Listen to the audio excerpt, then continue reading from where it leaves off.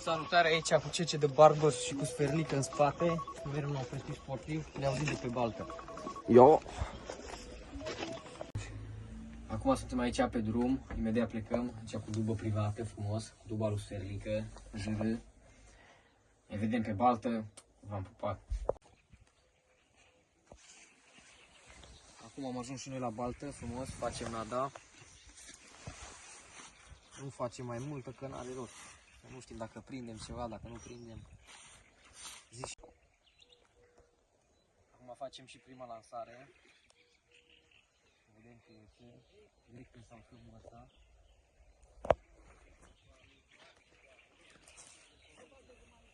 Are ce zici până unde dau. Până în capăt. Vreau un stucul ăla din față.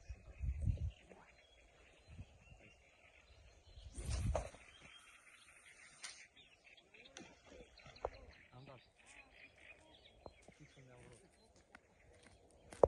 Sferlică, ce zici, cum stăm aici? Foarte bine. Deocamdată n-am prins nimic, am mâncat și noi ceva. Așteptăm, acum am avut o trăsătură. Sperăm că prindem ceva. Ne vedem cu peștele. Mario, cum stăm? Bine. Bine, forță.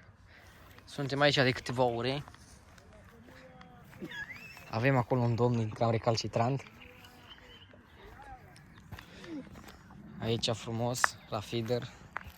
Dar văd că nu prea vrea să tragă nimica. Am avut câteva trăsături. Am prins aici un pui de crab frumos.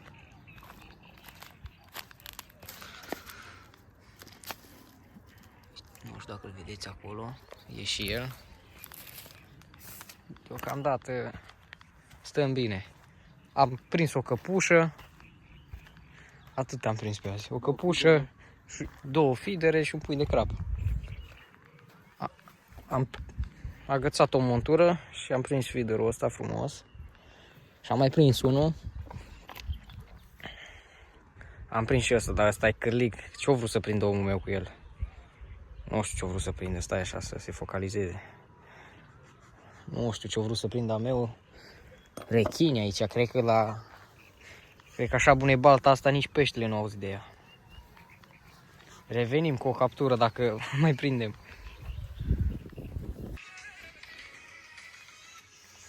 Mai facem o lansare, punem și un porumb frumos, avem și un pop-up aici. Avem și muzică pe fundal frumos. Avem asta aici. Mi-am uitat ăla acasă, cred că.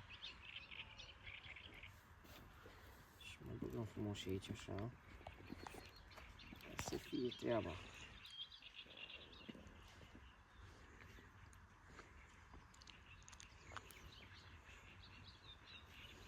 Facem o lansare corectă. Vedem acum. Așa la vrăjeală numai.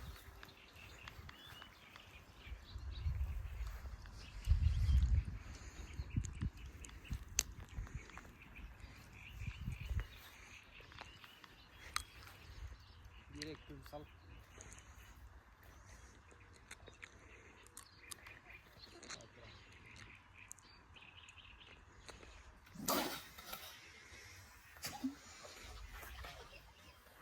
Hai, da.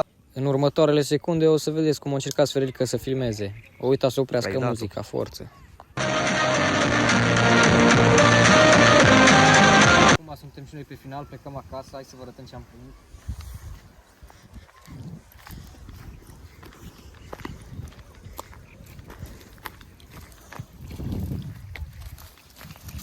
Hai mai încolo.